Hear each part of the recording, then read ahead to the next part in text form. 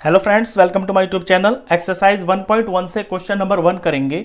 Use appropriate properties and find. ये आपको expression दे रखी है, इसके अंदर एप्रोप्राइट प्रॉपर्टी यानी जो प्रॉपर्टी इसके अंदर लगती हो वो लगा के आपको इसकी वैल्यू निकालनी है। अब यही क्वेश्चन मैंने इंट्रोडक्शन पार्ट के अंदर डायरेक्ट कर दिया है, लेकिन अगर आपसे कहा जाए कि प्रॉपर्टी का यूज करना है तो फिर आप इसे प्रॉपर्टी का यूज करके ही करना। तो जरा देखते हैं क्वेश्चन पे। -2 × 3 × 3/5 ये मल्टीप्लाई में है तो ये एक टर्म मानी जाएगी। आगे +5/2 है और फिर -3/5 × 1/6। तो प्लस और माइनस से जो है टर्म अलग हो जाती है। मल्टीप्लाई में हो तो वो टर्म एक ही मानी जाती है क्योंकि इसको मल्टीप्लाई करके एक ही आंसर आएगा। तो यहां पे एक टर्म ये है, एक टर्म ये है और एक टर्म ये है। तो ये 3 टर्म्स हैं। अब इन 3 टर्म्स के अंदर मैं ये देखता हूं कि पहली टर्म के अंदर 3/5 है और लास्ट वाली टर्म के अंदर भी यहां पे 3/5 है।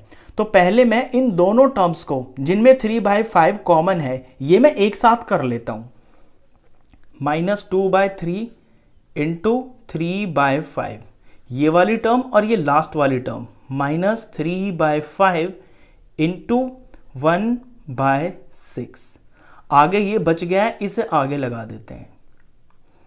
अब यहां पे जो मैंने प्रॉपर्टी लगाई है ये है कॉम्यूटेटिव प्रॉपर्टी।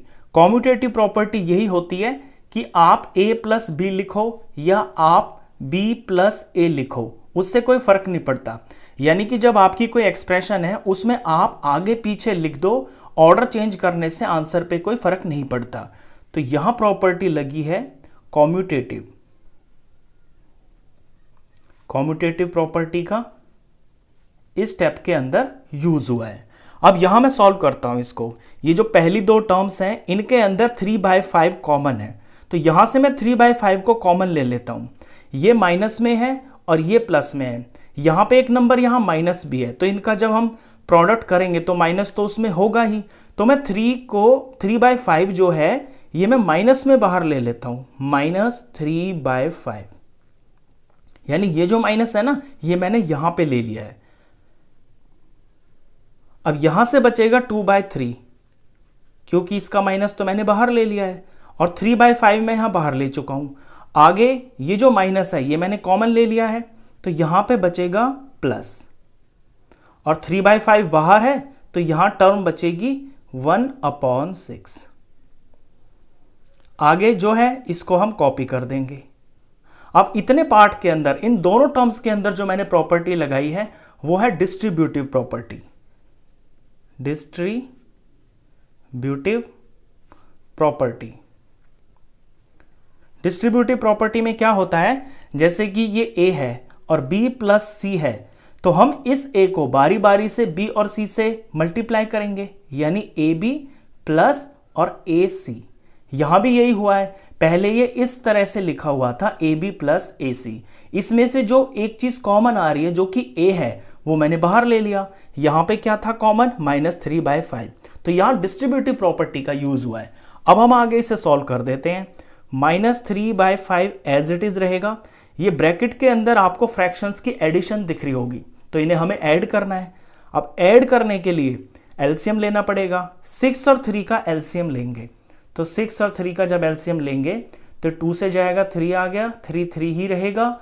3 से ये दोनों चले जाएंगे, 1 और 1 आ गया, 2 3 6 हो गया। तो एलसीएम इन दोनों का नीचे 6 आएगा। अब यहां इस 3 को मुझे 6 बनाना है। जब 3 को मुझे 6 बनाना है तो इसे 2 से मल्टीप्लाई करना पड़ेगा। दैट मीन्स यहां 2 से किया है तो फ्रैक्शन को इक्विवेलेंट करने के लिए ऊपर भी 2 से ही करना पड़ेगा। इसी तरह से यहां 6 को 6 बनाने के लिए किसी से मल्टीप्लाई नहीं करना, तो ये एज इट इज रहेगा। तो अब यहां पे 2 × 2 इस स्टेप के अंदर 2 × 2 यानी कि यहां 4 हो जाएगा, प्लस ये 1/6 है। 6 नीचे ऑलरेडी बना हुआ है तो यहां 1 का 1 ही रहेगा। आगे +/2 as it is copy. Further solve करते हैं इसको। तो -3/5 और ब्रैकेट का आंसर निकाल लें तो 4 + 1 हो गया है 5 और नीचे हो गया है ये 6 और ये ब्रैकेट में है। यहां पे ये मल्टीप्लाई में, ब्रैकेट्स का मतलब है कि ये मल्टीप्लाई होंगे। आगे 5/2 एज इट इज। अब इसे यहां सॉल्व करें हम इतने पार्ट को, आगे वाले को, तो 5 और 5 मुझे कटता हुआ दिखाई दे रहा है। 5 1 जा 5, 5 1 जा 5। 3 और 6 कटता हुआ दिखाई दे रहा है, दोनों 3 के टेबल में आते हैं। तो 3 1 जा 3 और माइनस लगाएंगे क्योंकि ये माइनस का 3 है, और यहां पे 3 2 जा 6। ऊपर जरा इसे सॉल्व कर ले। -1 को 1 से मल्टीप्लाई करेंगे तो -1 आएगा। यहां 2 1 जा 2 हो गया है, प्लस 5/2 आगे लिखा हुआ है। अब यहां पे फिर से फ्रैक्शंस की एडिशन हो गई है। अब इनका एलसीएम निकालेंगे तो 2 और 2 का एलसीएम तो 2 ही आएगा, तो इनका एलसीएम आ गया है 2। एलसीएम सेम है, दोनों जगह सेम है, तो ये 2 आ गया। ऊपर -1 और ये प्लस और ये 5। ऊपर सॉल्व कर दें तो प्लस माइनस की चीजें हैं तो माइनस हो जाएंगी। 5 में से 1 माइनस हो जाएगा तो 4 आएगा, और प्लस का ही होगा क्योंकि यहां प्लस का नंबर बड़ा है, और नीचे है ये 2। 4 को 2 से डिवाइड कर देंगे तो इसका आंसर आ गया है 2। तो ये फर्स्ट पार्ट हुआ। चलिए इसका सेकंड पार्ट करते हैं। सेकंड पार्ट के अंदर यहां पे भी आपको ये जो टर्म्स हैं, ये 3 टर्म्स दे रखी हैं। 5/2 इंटू -3/7, ये इंटू में तो ये एक टर्म मानी जाएगी। आगे माइनस आ गया है और फिर ये 2 नंबर मल्टीप्लाई में है।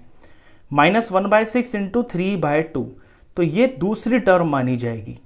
प्लस 1/14 इंटू 2/5, ये एक अलग टर्म मानी जाएगी। तो ये 3 टर्म्स हैं। अब इन 3 टर्म्स के अंदर मैं ये देखता हूं कि ऐसी कौन सी 2 टर्म्स है जिनमें कोई चीज सेम सेम आ रही हो। देखिए फर्स्ट टर्म के अंदर 2/5 है मल्टीप्लाई में, और लास्ट वाली टर्म के अंदर भी 2/5 मल्टीप्लाई में है। यानी यहां पे इन दोनों टर्म्स को मैं एक साथ लिख सकता हूं ताकि आगे चल के 2/5 में कॉमन ले लूं। तो पहले मैं यहां पे कॉम्यूटेटिव प्रॉपर्टी लगाऊंगा, यानी इनका ऑर्डर चेंज कर लूंगा और उससे कोई आंसर पे फर्क नहीं पड़ेगा। तो 2/5 इंटू -3/7, ये पहली टर्म ले ली मैंने, और यहां से ये लास्ट वाली प्लस 1/14 इंटू 2/5। आगे ये चीज है, ये अलग है, इसे हम यहां पे लिख देंगे। तो ये जो 2 टर्म्स है इनको मैंने एक साथ कर लिया क्योंकि इनमें 2/5 कॉमन है। अब एक साथ इन्हें कर लिया, इनका ऑर्डर चेंज किया है, तो इस प्रॉपर्टी को हम बोलेंगे कॉम्यूटेटिव प्रॉपर्टी। कॉम्यूटेटिव प्रॉपर्टी का यहां पे इस स्टेप के अंदर हमने यूज किया है। अब इन 2 टर्म्स के अंदर 2/5 2/5 यहां हम कॉमन ले सकते हैं, तो दोनों में से 2/5 कॉमन ले लेंगे। तो इतने में से फर्स्ट टर्म में से यहां -3/7 बच जाएगा। आगे यहां भी 2/5 इस टर्म में से कॉमन ले लिया है, तो यहां प्लस 1/14 बच जाएगा। आगे जो है इसे सेम टू सेम ऐसे ही हम कॉपी कर लेंगे। अब यहां मैंने प्रॉपर्टी यूज की है डिस्ट्रीब्यूटिव प्रॉपर्टी। पीछे बताया मैंने फर्स्ट पार्ट के अंदर कि जब कोई एक चीज होती है, जैसे ये a bracket b plus c है, तो यहां ab प्लस ac हो गया।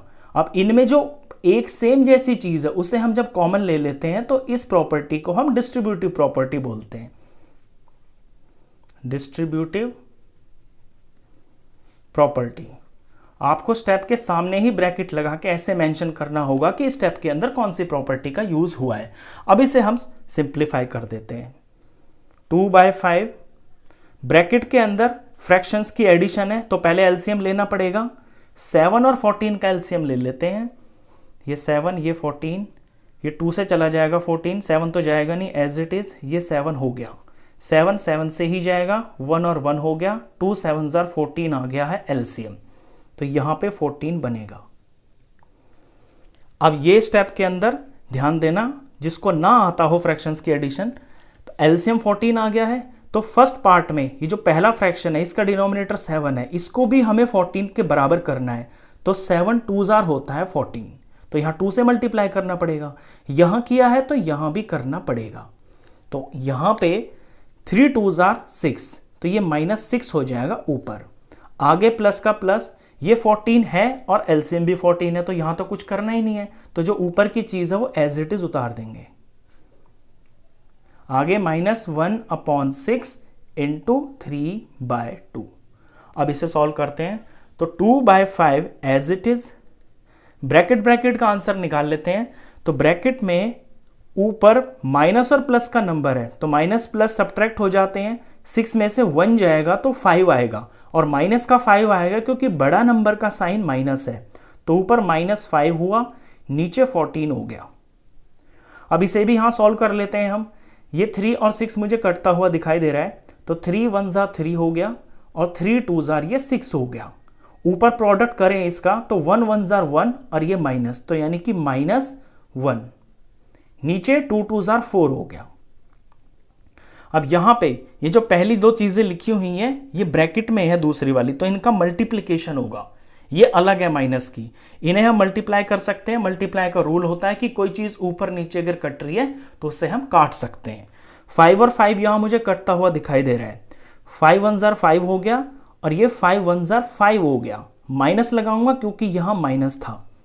2 और 14 आपस में कट रहे हैं, दोनों 2 के टेबल में आते हैं, 2 1 ज़ा 2 हो गया और 2 7 ज़ा 14 हो गया।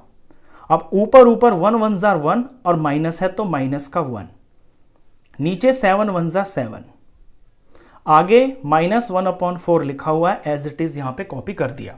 अब ये हो गई आपकी फ्रैक्शंस की सब्ट्रैक्शन। तो फ्रैक्शन की सब्ट्रैक्शन करनी है, डिनोमिनेटर सेम नहीं है तो पहले एलसीएम निकालना पड़ेगा 7 का और 4 का।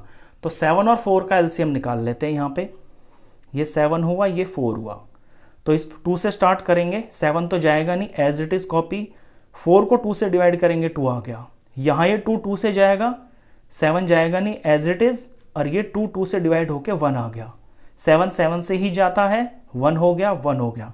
अब जो इधर आए हैं इनका प्रोडक्ट करेंगे, 2 2 ज़ा 4, 4 7 ज़ा 28, तो 28 आया है एलसीएम। ये हम नीचे 28 लिखेंगे।